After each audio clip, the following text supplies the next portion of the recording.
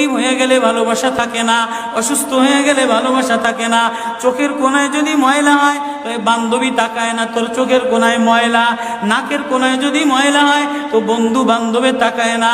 এখানে যদি একটা ফোড়া হয় তো বন্ধু বান্ধবী তাকায় না। ভালোবাসা মিলান হয়ে যায়, অভাবে পড়লে ভালোবাসা মিলান হয়ে যায়, অসুস্থ হয়ে গেলে ভালোবাসা মিলান হয়ে যায়।